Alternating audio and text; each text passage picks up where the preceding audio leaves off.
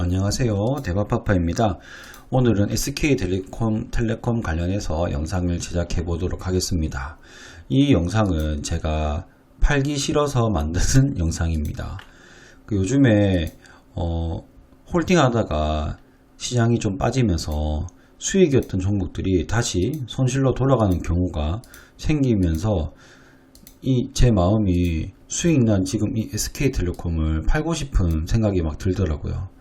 하지만 제가 이성적으로 생각했을 때 지금 이거는 팔면 안 되는 종목인데 계속 팔고 싶은 막 손가락이 움직이는 그런 현상이 일어나서 팔기 싫어서 공부 한 번 더 하고 만드는 영상이라고 할 수 있겠습니다. 먼저 이 SK텔레콤에 대해서 요즘 이슈를 알아보려면 인적 분할을 하기로 했거든요. 이 인적 분할과 물적 분할에 대해서 간단히 아시면 좋을 것 같습니다. 만약에 LG화학이라는 회사 지금도 있지만 가정에서 말씀드려 보겠습니다. 이 지금 LG화학은 대표적으로 화학과 배터리 부분으로 사업이 진행되고 있는데 이 중에서 아무래도 배터리 부분이 더욱더 유망한 사업이겠죠. 이런 회사의 지분을 대주주가 50% 갖고 있고 대박파파가 1%를 갖고 있을 때 인적 분할을 하게 되면 대주주와 대박파파는 화학에 있는 주식도 50%, 1% 가질 수 있고 배터리에 있는 것도 50%, 1%, 즉 화학과 배터리 모두 다 가져갈 수 있습니다. 하지만 물적 분할을 하게 되면 이 주주들은 여기 화학회사만 가져갈 수 있고 배터리 회사는 이 화학회사에서 100%를 가져가게 됩니다. 그러면 이게 어떤 차이가 있느냐? 사실 가치적으로는 큰 차이가 없지만 이 소액 주주들이 배터리 회사에 대한 구속력이 떨어지기 때문에 일반적으로 인적 분할은 소액 주주에게 좋고 물적 분할은 기업에 더 좋다고 되어 있습니다. 그래서 제가 요즘 IPO를 많이 하지 않습니까? 만약 이 배터리 회사 LG 에너지솔루션이 IPO를 하게 되면 이 100%를 갖고 있는 회사가 어느 정도 주식을 내놓으면서 돈을 많이 벌 거 아닙니까? 그러면 이 돈을 가지고 어디를 쓰려고 할 때 과연 우리 소액 주주들의 마음대로 쓸 수 있을까요? 안 되겠죠. 거의 대부분 대주주에 대해서 대주주가 갖고 있는 만큼 되겠죠. 하지만 만약 인적 분할을 했다면 우리는 그래도 배터리 회사의 주식을 갖고 있으면서 이거를 팔면서 수익을 얻을 수는 있겠죠. 그래서 기업들이 물적 분할을 더 좋아한다고 합니다. 하지만 우리 SK텔레콤은 인적 분할을 했기 때문에 굉장히 좋습니다. 사랑합니다, SK텔레콤. 자, 그리고 SK텔레콤 인적 분할 이유를 살펴보면 회사에서 말하는 것은 주주 가치 제고 및 이제 회사가 성장하겠다, 통신회사에서 탈피하겠다. 지금 통신회사 같은 경우는 대표적인 경기 방어주이기 때문에 이제 방어주 성격을 갖고 있기 때문에 지금 시총이 그렇게 크지 않습니다. 두 번째 이유는 공정거래법 개정안이 내년에 시행됩니다. 그렇게 되면은 상장된 자회사의 지분을 30% 이상 가지고 있어야 되는데 지금 SK하이닉스의 지분을 20% 갖고 있거든요. 그러면 10%를 더 가져와야 되는데 SK하이닉스의 시총이 지금 94조입니다. 94조. 그러면 9.4조가 필요하겠죠? 그러니까 이게 많이 큰 부담이 될 겁니다. 그리고 세 번째 이유로서는 지주사 과세 2년 혜택이 있는데 이게 어떤 거냐면 만약에 이번 SK텔레콤이 이렇게 인적 분할을 하게 되면 이 대주주인 SK 같은 경우는 사업회사도 30%를 가져가고 지주회사도 30%를 가져갑니다. 원래는 더 낮았지만 이번에 자사수 소각을 하면서 30%로 늘어나게 되겠습니다. 그러면 SK 같은 경우는 여기 알짜 자회사가 있는 이 지주사에 대한 지배력을 더 올리고 싶을 것이고 사업회사 같은 경우는 굳이 30%까지 갖고 있을까라는 생각을 할 겁니다. 그럴 경우에 이 사업회사의 이 주식을 이쪽으로 현물 조절하면서 여기 주식을 더 늘리게 되겠죠. 이렇게 했을 경우에는 이 주식이 왔다 갔다 하면서 차익이 발생할 수 있는데 이 차익에 대한 세금이 나옵니다. 근데 이 세금을 과세 이연해 준다는데 이연 어떻게 줄 것이냐? 그래 SK 너 이번에 지주사로 아주 깔끔하게 지배 구조를 개편했구만. 그렇다면 여기 나온 차익 세금은 내지 마. 언제 내냐? 너 요거 팔 때 내. 근데 SK가 이 지주사 주식을 팔게 될까요? 안 팔겠죠. 그러니까 과세 이연이라고 쓰고 아예 그냥 비과세라고 생각하면 됩니다. 어차피 안 팔 거지 않습니까? 기업을 매각하기 전에 안 팔 거기 때문에 어쨌든 이런 굉장한 혜택이 있는데 이게 올해까지입니다. 내년부터는 이제 4년 동안에 분할 납부를 해야 된다고 합니다. 또 한 번에 받지 않고 분할을 하게 해주는데, 그래서 올해 많은 이제 지주사들이 생겨날 거라는 전망들이 많고, 특히 또 유심히 보고 있는 기업 중에 하나가 셀트리온입니다. 지금은 셀트리온이 지금 3개로 나눠져 있죠. 이게 지금 통합해서 셀트리온 홀딩스 얘기가 나오고 있는데, 나중에 이거 잘 생각해서 먹을 게 있으면 또 제가 수익을 또 좀 얻어야겠죠. 그래서 어쨌든 이러한 지주사 과세 이연 혜택까지 여러가지로 인적 분할할 이유가 충분하다. 자, 그러면 이제 어떻게 되느냐. 이거 하나 빠졌네요. 네 번째 거 증손자법인데, 증손자법은 여기 보면서 말씀드리겠습니다. 이 증손자법이 뭐냐면은 이 SK가 지금 가장 위에 있죠. 그리고 SK 밑에 이렇게 투자회사가 있고, 그리고 사업회사가 있는데 요 밑에 SK 하이닉스가 있죠. 그럼 뭐야? 이 SK 아들, 이걸 자회사라고 하죠. SK의 손자, 이거를 이제 요 SK가 또 다른 회사를 사게 되면은 이게 증손자가 되겠죠. 그래서 이 증손자 회사가 아니고 손자 회사인 SK 하이닉스는 이 증손자 회사를 살 때 이제 100% 지분을 다 가져야 되는 그런 공정거래법 상의 내용이 있습니다. 그러니까 이거를 이렇게 거쳐서 가면은 얘가 손자 회사가 되면 SK 하이닉스의 활발한 M&A나 투자 활동이 어려워지게 되는 것이죠. 그렇기 때문에 지금 시장에서는 올해 이렇게 나누고 얘네들 이렇게 합병하겠지? 이렇게 여기 중간 지주사 있을 필요가 있냐? 이거 없애고 없애는 게 아니고 SK하고 합병해야지, 합병하지 않겠느냐라고 많은 사람들이 예상을 했습니다. 네, 이게 지금 하나의 리스크입니다. 리스크. 자, 그래서 이 한 증권 회사에 이제 5G와 통신 쪽 가장 전문가이신 홍시차 님께서도 이 리스크를 통해서 말씀을 많이 하셨고, 그러니까 이 기관들끼리도 서로 막 피튀기는 대결을 리포트로 했습니다. 이 합병이 있기 때문에 SK텔레콤 안 좋다, 아니다, 그래도 좋다, 이렇게 싸움이 있었는데, 이거는 제 블로그에도 이 내용들이 있으니까 한번 시간 되시면 봐주시기 바라고. 자, 어쨌든 이런 4가지 이유로 SK텔레콤 인적 분할을 했습니다. 그러면 근데 인적 분할 한 게 왜 좋느냐, 왜 대박파파는 지금 더 안 팔려고 하느냐. 일단 이번에 자사주 소각도 굉장한 주주 가치 제고, 주주 환원 정책 중에 하나입니다.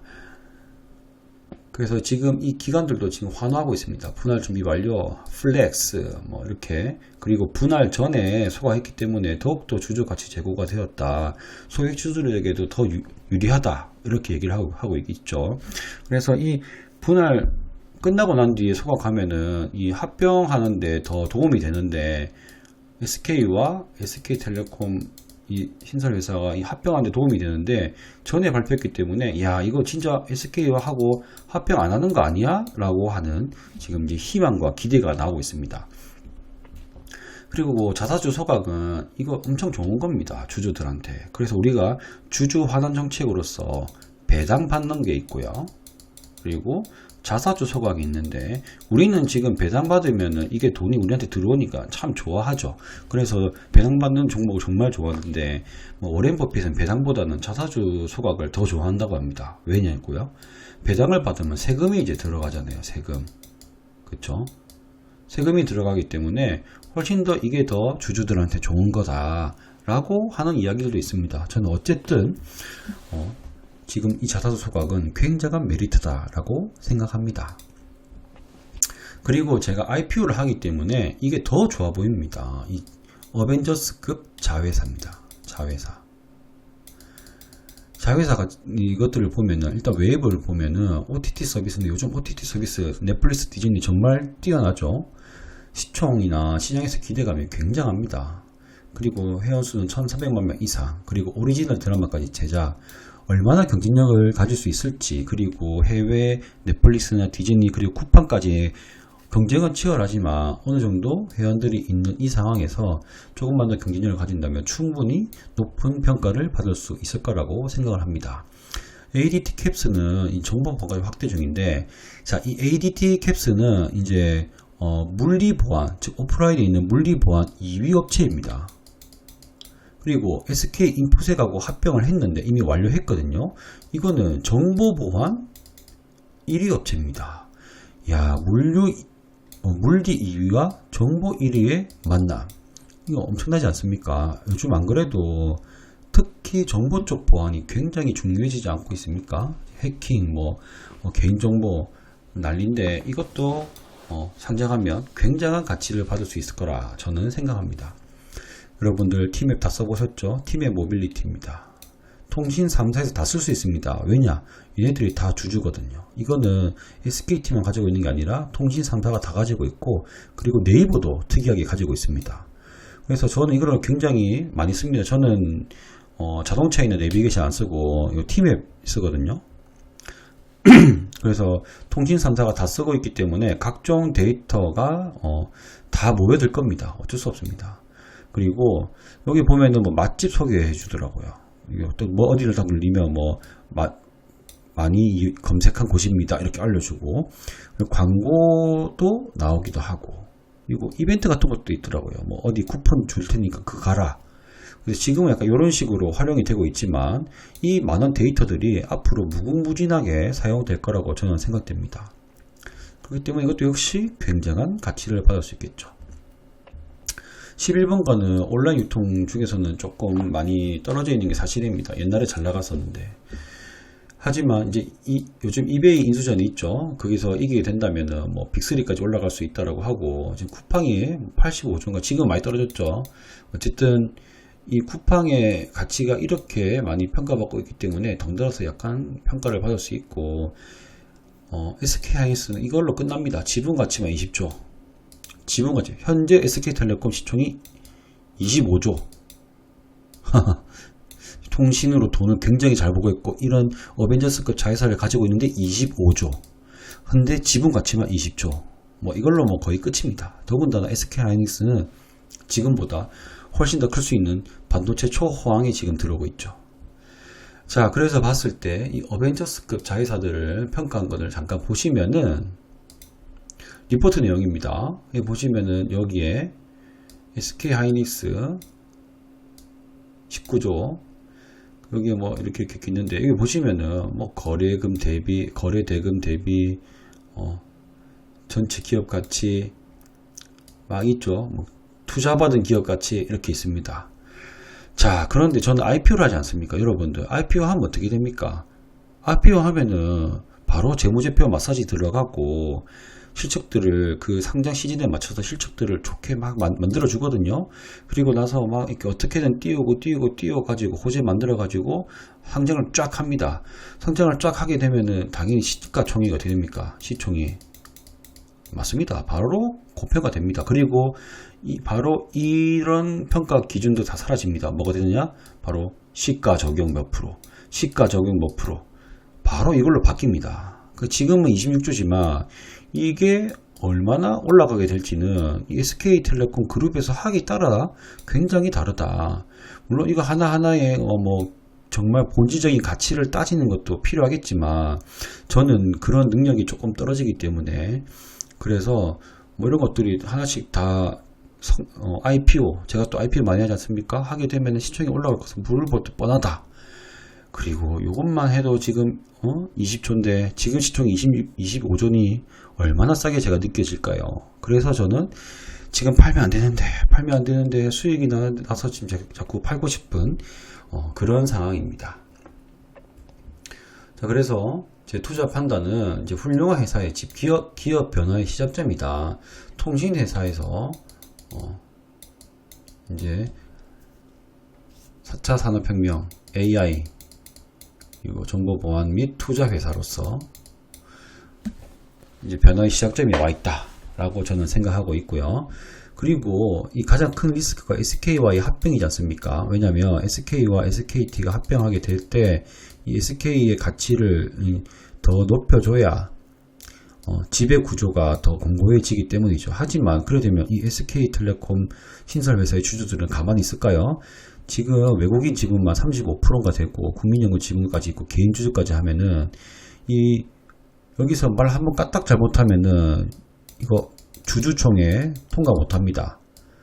주주통에 통과 못하면은 아까 보셨죠? SK텔레콤 지분 10% 이것만 해도 9.4조 과세 2년 4년 동안 다 내야 되고 이거 금액을 생각했을 때 지금 요 합병 이야기 잘못했다가 이 통과 못하면은 진짜 힘들어지기 때문에 아마 최소 1년간은 말도 안 꺼내고 계속 안 합니다 할 것 같습니다. 그리고 이 SK텔레콤 이 신설법인이죠. 이거 그 중간 지주회사를 신설법인으로 하거든요. 이 신설법인은 세워진 지 1년간은 합병을 할 수가 없습니다. 그렇기 때문에 최소한 합병 리스크는 없다라고 저는 생각을 하고 있어요. 최소 1년. 네, 최소 1년입니다. 그래서 저는 일단 최소 1년 안에는 없다라고 생각하고 있기 때문에 이 리스크는 저는 비워두고, 그리고 자회사들의 IPO 맨날 하는 대박파파에게 너무 큰 매력이다. 자회사 자산평가 기준이 싹 바뀐다. 더군다나 중간 배당이라니 시가 배당률을 현재 3.3% 중간 배당까지 하면은 더욱더 가치가 올라갑니다. 특히 요즘에 부동산 팔고, 여러분들 제 주변에는 없지만 서울 강남에 부동산 팔고 괜찮은 배당주 투자처 찾는 부자들이 그렇게 많다는 소문이 있습니다. 물론 뭐 몇 달이 건너서 들은 거긴 하지만 어쨌든 이런 배당률은 굉장히 개인 큰 손들이 들어올 수 있는 아마 큰 여건이 되지 않을까 생각이 됩니다. 자, 그래서 이거 지금 SK텔레콤 역시 제가 주주기 때문에 너무 리스크 없이 좋게만 보고 있는 게 아닌가 생각할 수도 있지만 이번에 또 공부하면서 더욱더 좋은 회사라는 생각이 들었고, 저는 당분간 팔지 않을 생각으로 가지고 있습니다. 물론 또 다른 더 좋게 생각되는 기업이 나오면 또 팔 수도 있겠지요. 하지만 SK텔레콤 좋은 회사이기 때문에 많은 분들이 같이 동참하셨으면 좋겠는데, 지금 가격은 솔직히 좀 약간 부담스럽긴 하죠. 차트상으로도 그렇고. 네, 그래서 만약 조정을 준다면 여러분들도 한번 관심을 가지시는 게 어떨까 생각합니다. 그럼 오늘 제가 찍으면서 주저리 말들이 많았습니다. 네, 오늘도 이렇게 열심히 공부했고 여러분들한테 알려드릴 수 있어서 즐거웠습니다. 자, 그럼 구독, 좋아요 부탁드리고 다음 시간에 뵙겠습니다. 감사합니다.